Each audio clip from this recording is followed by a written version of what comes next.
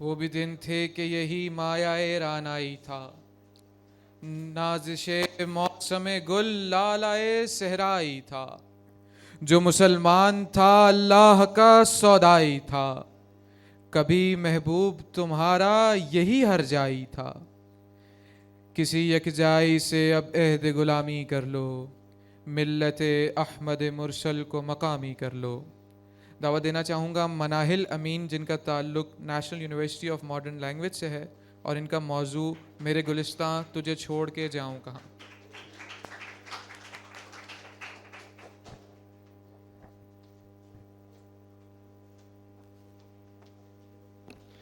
بسم اللہ الرحمن الرحیم۔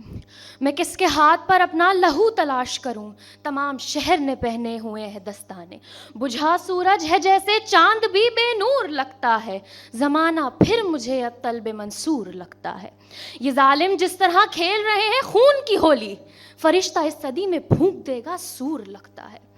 صدر ذی وقار چمکتی ہوئی دھوپ میں نہ ختم ہونے والی راشن کی قطار میں کھڑی ہوں، اور محض 2 کلو آٹے کے عوض اپنا ضمیر بیچ آئی ہوں، اور علامہ اقبال کا وہ شعر مجھے بار بار اس قطار سے نکلنے پر مجبور کر رہا ہے اور کہہ رہا ہے، اے طائر لاہوتی اس رزق سے موت اچھی جس رزق سے آتی ہو پرواز میں کوتاہی۔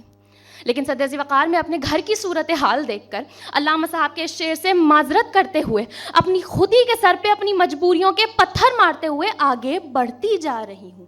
میرا مقصد صرف اور صرف میرے بچوں کی بھوک مٹانا۔ اس وقت میرے دل سے ایک آواز آئی، پاکستان چھوڑ دو۔ دفتن میری نظر آٹے کی قطار سے نکلتی ہوئی ایک بزرگ خاتون پر پڑی، کپ کپاتی ہوئی ٹانگوں سے آٹے کا تھیلا سر پر لیے آگے قدم بڑھائے جا رہی تھیں، لیکن جیسے ہی نظر ایک زمین پر پڑے سبز ہلالی پرچم پر پڑی، یکدم رک گئیں۔ اپنے سر کا بوجھ نیچے رکھا، جب پرچم اٹھایا، آنکھوں سے لگایا، چوما۔ میں حیران نظروں سے یہ منظر دیکھ رہی تھی۔ میں نے کہا، اماں اس ملک نے آپ کو دیا ہی کیا ہے؟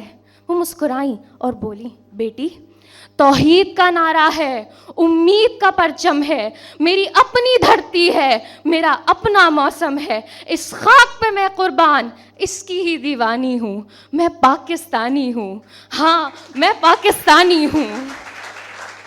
بیٹی میرے 6 بیٹے تھے جو میں نے اس وطن کی راہ میں قربان کیے ہیں، یہ پرچم ان شہیدوں کی امانت ہے، اور اب تم اس کے امی ہو۔ میری روح لرز اٹھی اور میرے دل سے اس وقت ایک آواز آئی، میرے گلشن میں تجھے چھوڑ کر جاؤں کہاں؟ جناب صدر، آج کل نوجوانوں میں ملک چھوڑ کر دیار غیر میں زندگی گزارنے کا رجحان بڑھتا جا رہا ہے۔ یہ نوجوان ملک کا سب سے بڑا سرمایہ ہے، یہ پڑھے لکھے نوجوان ہیں جو ملک چھوڑ کر جا رہے ہیں۔ اگر یہ اس ملک کو چھوڑ کر چلے جائیں گے تو اس ملک کا کیا ہوگا؟ یہ ملک جو اللہ تعالیٰ کا تحفہ ہے، شہیدوں کے خون کا صدقہ ہے، ہزاروں جانوں کی قربانیوں کا ثمر ہے۔